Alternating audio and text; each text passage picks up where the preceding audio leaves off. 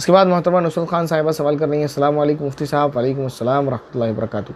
जो दुआ आपने बताई थी सुब्हानल्लाहि व बिहम्दिही ला हौला वला कुव्वता इल्ला बिल्लाह, ये शायद कुरान की आयत है, तो क्या ये हैज़ में पढ़ सकते हैं?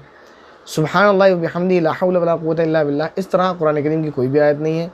हाँ, ला हौला वला कुव्वता इल्ला बिल्लाह कुरान में है, सुब्हानल्लाह भी है और बिहम्दिही भी है। बहरहाल तो इसको हैज़ की हालत में आप पढ़ सकते हैं। और इस बारे में आप कायदा याद रखें, इससे पहले भी बताया गया, कुरान करीम की वो आयत हैज़ के दिनों में पढ़ी जा सकती हैं जिसमें दुआ के माना पाए जाते हों या अल्लाह ताला की हम्द व सना पाई जाती हो।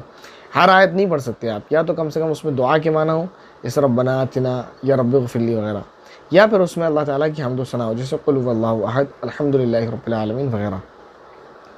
इसके बाद मोहतरम मोहम्मद मुस्तफ़ा सवाल कर रहे हैं, अस्सलाम वालेकुम मुफ्ती साहब। वालेकुम अस्सलाम व रहमतुल्लाहि व बरकातुहू। मुफ्ती साहब, मेरा सवाल है, मगरिब की 3 फ़र्ज़ नमाज में इमाम के पीछे एक रकात छूट जाए तो कैसे पूरी करें? पहला सवाल। दूसरी बात आगे लेते हैं बाद में। अगर एक रकात आपकी छूट गई तो आपको ये करना है, 2 रकात तो इमाम के साथ साथ वैसे ही पढ़ना है।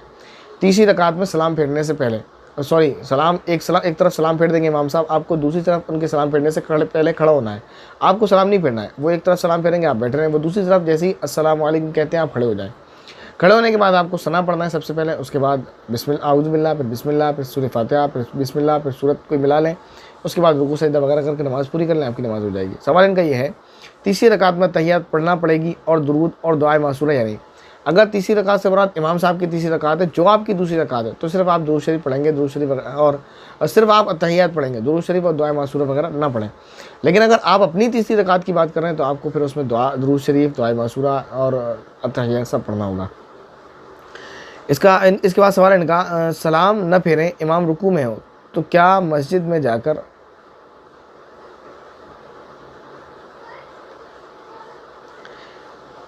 इसके बाद इनका सवाल है, इमाम रुकू में हो तो क्या मस्जिद में जाकर अल्लाहु अकबर कहकर हाथ कान की लौ तक उठाएं, फिर नियत ना बांधकर इमाम के साथ रुकू में चले जाएं? बताएं, आप अच्छे से समझा दें। अगर कोई शख्स दौड़ा हुआ आया, इमाम साहब रुकू में है और उसने अल्लाहु अकबर कहकर हाथ उठाए और रुकू में चला गया, तो देखें इस बारे में, अगर उसने खड़े होकर अच्छे से क़याम की हालत में तकबीर कही है और अल्लाह ऊपर तकबीर जो कही है उसने हाथ उठाकर वो क़याम ही की हालत में था, और उसके बाद वो दूसरी तकबीर कहकर रुकू में जो जाते हैं तो दुरुस्त है। वरना अगर ऐसे करता है आदमी के भागे भागे आए और झुकते चले गए, अल्लाह ऊपर कहकर ऐसे ही रुकू में चले गए, तो फिर नमाज नहीं होगी। ऐसा नहीं करना चाहिए। लेकिन बहरहाल इस चीज़ में इतनी जल्दी नहीं मचाना चाहिए। अल्लाह के नबी ने कहीं भी इस तरह जो है रकात पढ़ने को जो है नहीं फरमाया हदीस शरीफ के अंदर, बल्कि इस तरह करने की ममानात वारिद हुई है कि ऐसा नहीं करना चाहिए।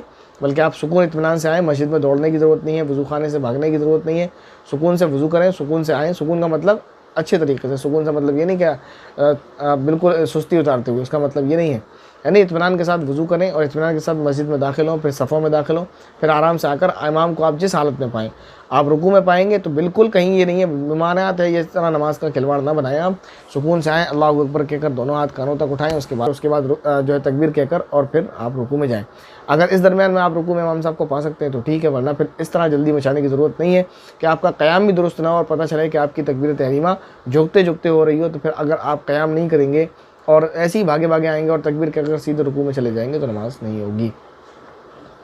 इसके बाद सवाल है इनका, मोहम्मद शाहिद जमान साहब का सवाल कर रहे हैं, अस्सलाम वालेकुम मुफ्ती साहब। वालेकुम अस्सलाम व रहमतुल्लाहि व बरकातहू। सवाल है कि अगर तुम नेक बनोगे तो उसमें तुम्हारी ही भलाई है, और अगर तुम बुराई को अपनाया तो तुमने अपने हक़ में अपने लिए ऐसा किया। ये बताएं कुरान पाक में किस आयत में? कुरान पाक की किसी आयत में, मेरे जहन में नहीं है कि इस तरह पूरी एक आयत हो। हाँ, कुरान करीम की पूरी तालीमात का खुलासा यही है और जगह जगह अल्लाह ताला ने इस तरह की कलिमात को इस्तेमाल किया, लेकिन किसी आयत का इस तरह तर्जुमा नहीं बनता। इसके बाद इनका दूसरे कमेंट में सवाल है, अस्सलाम वालेकुम मुफ्ती साहब। वालेकुम अस्सलाम व रहमतुल्लाहि व बरकातहू। मद्द मुत्तसिल और मद्द लाजिम और मद्द मुनफसिल के बारे में समझा दें क्लास में, इंशाअल्लाह जल्द क्लास में आपको समझा दिया जाएगा। इसके बाद उन्होंने अगले कमेंट में सवाल किया, अस्सलाम वालेकुम मुफ्ती साहब, सवाल है कौन कौन से वक्त में नमाज़ पढ़ना मना है? नफिल नमाज़ पढ़ना 5 वक्त में मना है। तुलू के वक्त यानी तुलू आफ्ताब, ज़वाल के वक्त यानी ज़वाल आफ्ताब और गुरूब आफ्ताब के वक्त, और असर की नमाज़ के बाद, और फजर की नमाज़ के वक्त में, फजर की नमाज़ से पहले और फजर की नमाज़ के बाद। ये नफिल नमाज़ पढ़ना मकरूह है। फ़र्ज़ नमाज़ पढ़ना मकरूह है तुलू के वक्त, ज़वाल के वक्त और गुरूब के वक्त। असर की नमाज़ के बाद अगर किसी के ज़िम्मे क़ज़ा नमाज़ है तो वो पढ़ सकते हैं, लेकिन बेहतर यही है कि आप असर से पहले पढ़ें। इसी तरह फजर की नमाज़ से पहले और फजर की नमाज़ के बाद, सूरज के निकलने से पहले तक कोई नमाज़ अगर आपके ज़िम्मे क़ज़ा है, फ़र्ज़, तो आप पढ़ सकते हैं। इसके बाद उन्होंने लिखा है तहियतुल वज़ू बताएं कि अच्छा फ़र्ज़ कब नहीं पढ़ सकता? तहियतुल वज़ू आपको फ़जर में नहीं पढ़ना है और मगरिब में नहीं पढ़ना है। उसमें क्योंकि नफिल नमाज़ पढ़ना मना है। मगरिब से पहले कोई यहाँ सुन्नत नफिल वगैरह नहीं पढ़ी जाती है, पहले अज़ान होती है, अज़ान के फ़ौरन बाद फ़र्ज़ पढ़ना होते हैं। तो ताहियतुल वुज़ू आप मगरिब में नहीं पढ़ेंगे और जो है उधर फजर में नहीं पढ़ेंगे, बाकी वक्त में आप पढ़ सकते हैं। इसके बाद उनका कहना ये और हम अल्लाह के लिए, उसकी इबादत के लिए जैसे 10 नफिल पढ़ें और नियत एक बार नफिल की कर ली जाए तो क्या नमाज में कमी तो नहीं आएगी? बताएं। दिल्ली से मुस्तफ़ाबाद से। अगर आप 10 रकात नमाज अल्लाह ताला के लिए पढ़ रहे हैं, 10 रकात नियत नफिल, और एक ही नियत से आप पढ़ लें तो कोई हर्ज नहीं है। एक ही नियत से मुराद ये है कि आप एक मरतबा नियत करते हैं कि नियत करता हूँ मैं 10 रकात नमाज वास्ते अल्लाह ताला के वगैरह करने के बाद आपने एक बार नियत बांधी और 2 रकात पढ़ी, सलाम फेर दिया, या 4 रकात पढ़ी, आपने सलाम फेर दिया, तो 2-2 करके 10 पढ़ लें आप, या 4-4 प्लस 2 करके 10 पढ़ लें, तो इसमें कोई हर्ज नहीं है, आपकी नमाज़ बिल्कुल दुरुस्त होगी। एक ही रकात, एक ही मतलब एक ही बार में अगर आप सोचें कि नियत बांधें अल्लाहु अकबर और उठक बैठक मतलब 1 रकात, 2 रकात, 3 रकात, 10 रकात इस तरह पढ़ लें तो फिर ये नामुनासिब है, इस तरह नहीं करेंगे। इसके बाद सवाल है मोहम्मद अनस अंसारी साहब का। सवाल कर रहे हैं, अस्सलाम वालेकुम। वालेकुम अस्सलाम व रहमतुल्लाहि व बरकातुहू। मेरा सवाल यह है कि फ़र्द नमाज में इमाम साहब सूरह की तिलावत फरमा रहे हो तो नियत करने के लिए ज़ुबान से कहना सही है या ऐसे ही हाथ उठाकर नियत बांध लें? ज़ुबान से नियत अदा करना वैसे भी ज़रूरी नहीं है, और जब इमाम साहब क़िरात शुरू कर दें तो उसके बाद तो बिल्कुल भी आपको जो है वक्त ख़राब नहीं करना चाहिए। आप फ़ौरन जाएँ, बस ऐसे ही अल्लाह ऊपर कहें, दिल में तो इरादा है, आपकी नियत है, नियत बांध लें, और अगर ज़ुबान से कह लेंगे तो कोई गुनाह की बात नहीं है। इसके बाद मोहतरम शाहिद जमाल साहब ने सवाल किया, अस्सलाम वालेकुम मुफ्ती साहब। वालेकुम अस्सलाम व रहमतुल्लाहि व बरकातुहू। कैसे हैं आप? अल्हम्दुलिल्लाह, अल्लाह का करम है, दुआएं आपकी। आपसे ये कहना है कि जो लोग सेहतमंद होते हैं, यानी कोई हाथों से माजूर नहीं, सब कुछ ठीक ठाक है, वो लोग इमदाद लेते हैं, तो क्या इमदाद देना कैसा है, वो भी अल्लाह के नाम से? तो इस बारे में बताएं। दिल्ली से मोहम्मद शाहिद जमाल अंसारी। देखें, ऐसा होता है, कोई हट्टा कट्टा आदमी है, नौजवान है, और उसका पेशा है भीख मांगना, वो काम नहीं करता, भिखारी है, तो उसको नहीं देना चाहिए। लेकिन कभी कभी ऐसा होता है, अच्छे घराने का बंदा है, काम करने वाला, सब कुछ है, लेकिन इत्तेफाक सफ़र में गया, उसकी जेब किसी ने काट ली, मोबाइल पर्स वगैरह सब निकल गया। अब उसको उस वक्त तो ऐसा तो नहीं है कि अब वो किसी मंडी में जाए और काम करे फिर पैसे कमाए, ये बड़ी मुश्किल की बात है। उस वक्त उसको बेचारे को मजबूरन अपना हाथ किसी के सामने फैलाना पड़ता है, तो उस वक्त तो उसकी मदद करना चाहिए, क्योंकि मुसाफिर आदमी है, जेब उसकी कट चुकी है, अब उसे अपने घर जाना है या कहीं भी जाना है, या जिस काम से भी वो आया था, तो उसके लिए आपको मदद करना आपकी जिम्मेदारी करना चाहिए। और अगर पेशेवर कोई भिखारी है तो उसको बिल्कुल भी नहीं देना चाहिए। ये तो हो गई मर्दों की बात। अगर कोई खातून है, तो अगर वो बूढ़ी हैं, बेवा हैं, यतीम है, कोई औरत बच्ची है, यतीम है, या कोई बेवा या बूढ़ी कोई औरत है, तो उनका ख्याल रखना वैसे भी माशरे की ज़िम्मेदारी है।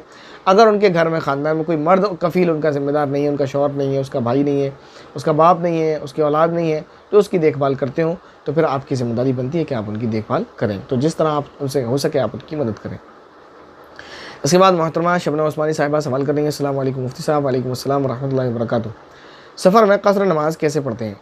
जैसे घर पर नमाज़ पढ़ते हैं ऐसे ही पढ़ते हैं। फ़र्क इतना है कि जब आप सफ़र में होते हैं तो उस वक्त आपको 4 रकात वाली फ़र्द नमाज़ 2 रकात पढ़नी होती है, मसलन ज़ोहर, असर और इशा, ये 2 रकात पढ़नी होती है बस।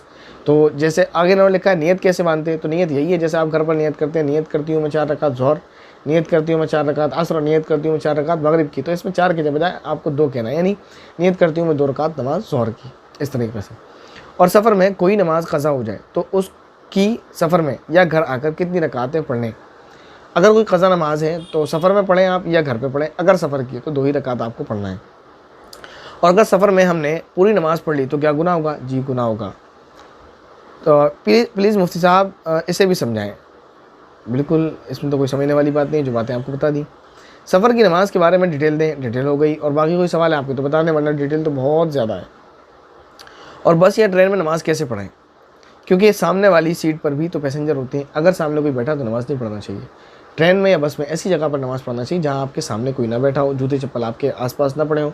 इससे फिर जो है थोड़ी सी नमाज की इहानत और तौहीन भी होती है कि जूते चप्पल पड़े हुए हैं, ज़मीन पर गंदगी है बस की या उसकी ट्रेन की, और आपने यूँ ही रुमाल बिछाया या दुपट्टा बिछाया, जानमाज़ बिछाई, और आपने ऐसे ही पैसेंजर सामने बैठे हुए हैं, कोई मोबाइल चला रहा है, कोई बातें कर रहे हैं, सामने बैठे हैं, जो भी वो कर रहे हैं XYZ, और आप नमाज़ पढ़ना शुरू करते हैं, तो ये मुनासिब अमल नहीं है। उसके लिए बस में जो केबिन अलग से होता है वहाँ आप नमाज़ पढ़ सकते हैं, या फिर ट्रेन में ऐसी जगह बनी हुई होती है जहाँ पर लोग नहीं बैठते और वहाँ जूते चप्पल नहीं होते, साफ़ सुथरा एरिया होता है, वहाँ आप नमाज़ पढ़ें।